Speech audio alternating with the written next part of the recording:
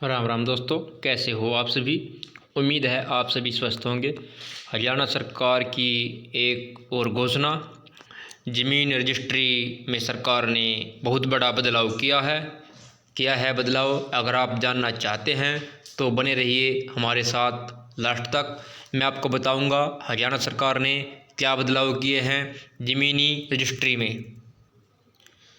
क्या है पूरी रिपोर्ट हम आपको बता रहे हैं। हरियाणा में ज़मीन की रजिस्ट्री महंगी, 17 जिलों में 5 से 20% तक बढ़ा कलेक्टर रेट।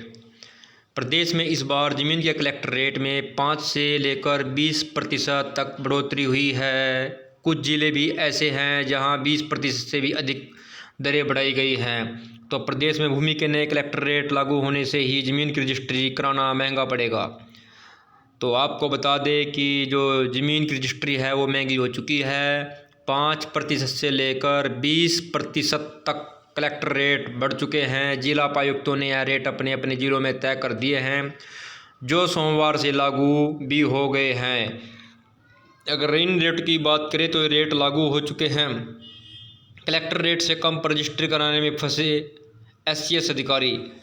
तो क्या है पूरी रिपोर्ट। कलेक्टर रेट में से कम पर रजिस्ट्री करवाना कानूनन अपराध है। फतेहाबाद में इसी तरह का एक मामला पिछले कई दिनों से सुर्खियों में है।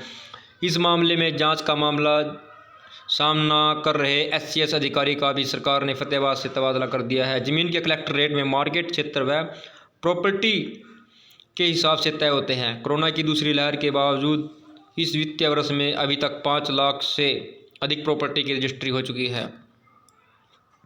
तो हमने बताया आपको कलेक्टर रेट के बारे में, और आज की कौन कौन सी बहुत अच्छी अच्छी जानकारी है हम आपको बताएंगे।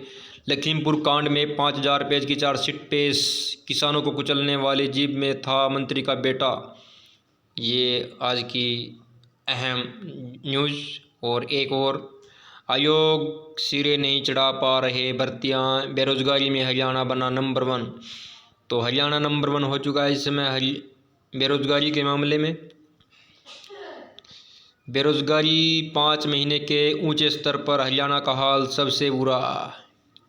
ये देखिए बिग ब्रेकिंग न्यूज़ जो हम आपको दिखा रहे हैं। बेरोजगारी में हरियाणा 5 महीने के ऊंचे स्तर पर, हरियाणा का हाल सबसे बुरा। 83 लाख में से 40 लाख को ही मिला रोजगार।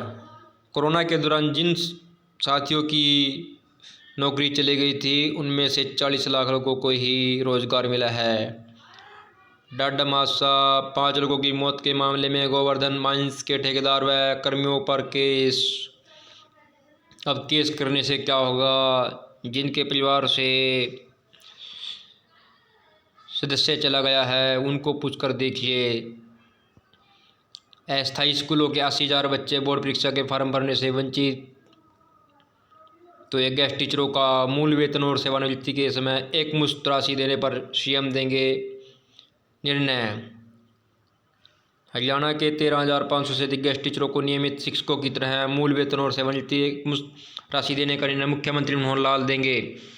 तो ये तो कई दिनों से चर्चाओं में चल रहा है गेस्ट टीचरों का मामला इस समय हरियाणा में। और हरियाणा के जो डिस्ट्रिक्ट यमुनानगर है, यमुनानगर के जगाधरी विधानसभा से जो चौधरी कुंवरपाल गुर्जर जी जो शिक्षा मंत्री है, उनके वहाँ पर भी लगातार पिछले कई दिनों से धरना प्रदर्शन चल रहा है। और अभी 3-4 दिन पहले लगभग एक गेस्ट साथी ने तो पानी की टंकी पर चढ़कर भी विरोध प्रकट किया था, लेकिन सरकार अभी इनकी मांगे मानने के मूड में लगता है नहीं है। नैना चौटाला का घेराव करने जा रही आंगनबाड़ी वर्कर की पुलिस से झड़प, 2 घंटे में 3 बार धक्का मुक्की। अब धक्का मुक्की तो होगी अगर लोगों की मांगे नहीं मांगती है सरकार, लोगों की जो मांगे हैं उनको पूरा करे सरकार, तो फिर धक्का मुक्की नहीं होगी। हरियाणा में ज़मीन की रजिस्ट्री मैंने आपको पहले ही बता दिया। और ये केंद्रीय विश्वविद्यालयों में संयुक्त परीक्षा से ही मिलेगा दाखिला। स्कूल कॉलेज बंद, गुरुजी को देनी होगी हाजिरी। कोरोना की तीसरी लहर, नए वेरिएंट ओमिक्रॉन के खतरे को देखते हुए स्कूल कॉलेज बंद कर दिए गए हैं, लेकिन इस दौरान शिक्षकों को ड्यूटी पर आना होगा। तो ये आज की थी बिग ब्रेकिंग न्यूज़ मैंने आपको दिखाई। अगर आप चैनल पर पहली बार आए हों, चैनल को लाइक सब्सक्राइब जरूर कर दिया करो मेरे साथियों। और वीडियो अच्छी लगे तो वीडियो को भी आगे फॉरवर्ड कर दिया करो। मिड डे मील वितरण का मामला, अभिभावकों ने प्लास्टिक के चावल बांटने का जड़ा आरोप।